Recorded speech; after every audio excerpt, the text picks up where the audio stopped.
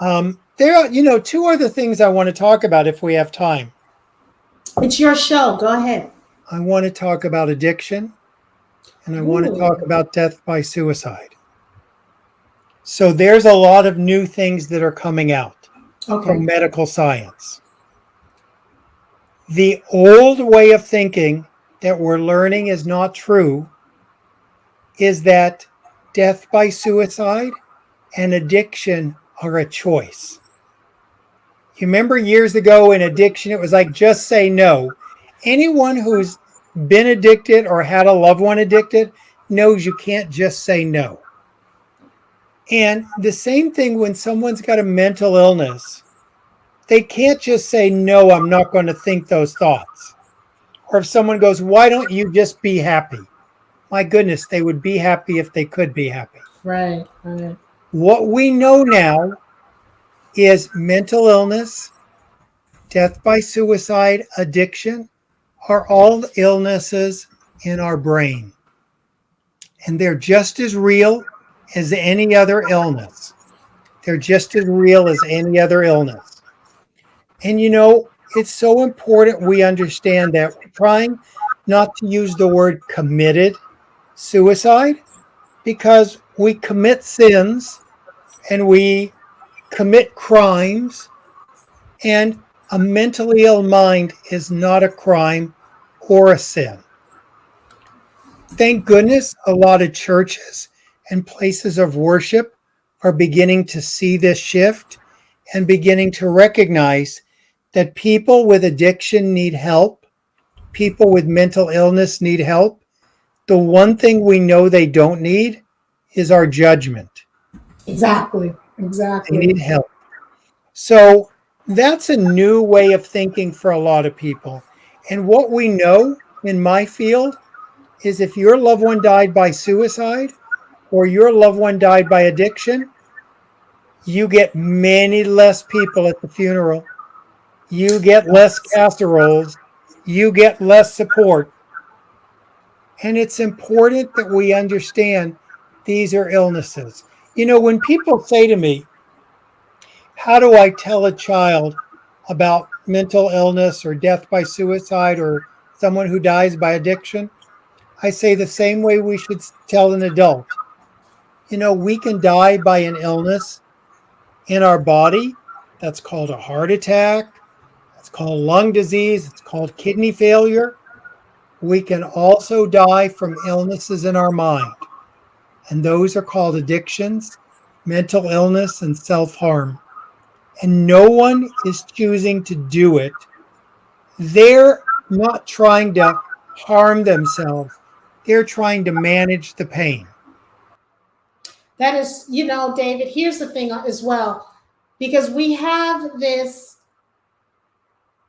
thing that we talk about, not you and I, but it's out there where when you talk about it shouldn't be judgment. Because I hear people when someone has committed suicide, well, they shouldn't have done that and they're crazy and they're not going to go to heaven because they committed suicide.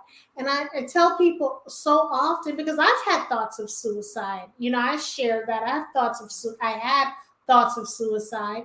And what it is it's not because, and then they'll say that person was weak. I despise hearing that word, that they were weak. What it truly is, for those of you who've never had that, is you want to get rid of the pain. The pain is so unbearable. You just want to you end it. And it's not even really ending your life. What you're trying to do is you're trying to end the pain, but you figure if you bring your life along with ending the pain, you'll be numb, you're no longer here. And that's why you have the addiction, people who are addicted, that majority of them want to numb themselves, from the pain. So I want to help change that narrative that a person, especially in the African American community, oh, they're weak, or they should have prayed it away. Yes, you can believe in God, but you can't just pray things away. You got to do the work. And if you recognize someone in pain, sometimes people are screaming out that they're thinking about killing themselves, or they're in a tough mental state. And sometimes it's all I'm hearing, well, I wanted to mind my business. But later on, when you get the phone call, I hear, well, maybe I should have done something. We are our brothers and Are sisters. we, I just going to say that, are we our brothers and Yes, sisters keepers? we are. And, at first I said no because it's almost like mind your business mentality. No, I'm not going to do that. I'd rather you tell me to mind my business than later on me saying, oh my God, I should have, would have, could have, and I could have saved, the person. And here's something we don't think about that's new that a lot of people don't realize. When someone is really having a tough time and really depressed, people have thought, well, I don't want to ask them if they're thinking of hurting themselves because I might give them the idea. Mm-hmm. No, you're not giving them the idea. You're a friend who's checking on them. So Mm-hmm. it's okay to say to people we love, wow, I see you're hurting. Have you had any thoughts about harming yourself? It's okay to ask that question. And if someone's loved one has died from a death by addiction or death by suicide, show up for that person. Don't make their loved one wrong. And just like you said, they were trying to manage the pain. And here's the thing, their brain had faulty wiring in them that made their brains think death is the way out. That's what their faulty wiring told them. And I have seen devout Christians die by suicide. It's not about a lack of faith. It's not about a lack of prayer. It's not about a lack of Christianity or any religion. It's an illness in your mind. One of the points I want to bring up too, David, is people don't check into the people who pour into people, the leaders, the therapists, that strong friend. We're so busy pouring into people that sometimes people don't pour back into us to say, hey, are you okay? Don't walk a mile for someone that won't cross the street for you. Exactly. By the way, I want to read you something from an obituary Sure. that I thought was really amazing. And I was so sorry to hear about a lot of my friends had a friend, Mark, who died. I didn't know Mark, but this is what his family put in his obituary. We pray that by being open about Mark's cause of death, something positive may emerge from our devastating loss. Perhaps our frank discussion may even save some lives. For us to omit the true cause of death allows mental illness to remain an impersonal, silent killer. I thought that was profound that, like, Wow. we cannot allow mental illness to be an impersonal, silent killer. We have to say, we've dealt with it, it happened to us, and teach people about it. Why is it that when someone dies of cancer or they were murdered, that family gets more support than someone who committed suicide or someone who, why is it, what is that stigma? Because we think they brought it on themselves. Mm. And medical science is telling us they didn't bring it on and they couldn't get rid of it. We talk about the 3 C's.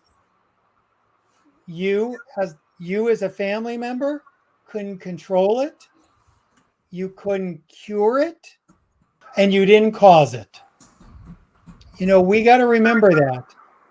We didn't cause it, we couldn't control it, we couldn't cure it. And people need to not beat themselves up for thinking I should have been able to do more. And yet we do. So how do we get over that hurdle? Because it's By easier doing said what than we're done. doing, Okay. talking about it, talking, showing up at the funeral, So when telling you, when our loved ones died by addiction, by death by suicide. what happens? People have passed, someone's passed in the family. You don't get the phone calls because here's the thing that people will say, I didn't know what to say. Well, you still need to say something. It's not okay that someone leaves this planet and you did not say anything. You need to reach out. Because if you don't reach out when something happens to you, who's going to reach out? Then you have those who, when people are calling, they'll tell you, I'm so sick of hearing I'm sorry. Yeah, You but you know, can call and say, listen, I don't know what the right words are, but I want you to know I'm here and I care about you. And I'm just, my heart sank when I heard about your loved one. And I'm here. so again, go to his website, www.grief.com. He has a support group on Facebook. We're going to get that. But reach out, and Yeah, don't people feel can in, try. and it's Sorry, go ahead. no, and don't feel embarrassed. Please don't feel embarrassed. And for the love of God, do not feel that you got to be strong. Let's not do the I got to be strong. You need help. We all need help, because I'm telling you, y'all, when it finally hit me, I was going nuts. I didn't know. It was like a tornado, a tidal wave. I had no clue that I was suppressing it. And that's the thing. You don't want to suppress these things, because when you're suppressing, it'll manifest into panic attack, a heart attack. We have to Anxiety. oh, let's not talk. Yeah, that's me, anxiety. So we have to make sure, that we're expressing, we're getting it out. So if you have any questions, please, please, please contact David. I'm putting his Instagram, I'm putting his support group, and I put his website. And I think there's one more thing I needed to do, his Facebook. I'm going to put his Facebook, and I'm going to join the Facebook group too, because I'm telling you, this whole what's going on with the virus is, it's just so much. It's just too much. Then it's almost like you're becoming numb. When someone else tells you something, you become numb, and I don't want to be that way. So true. So true.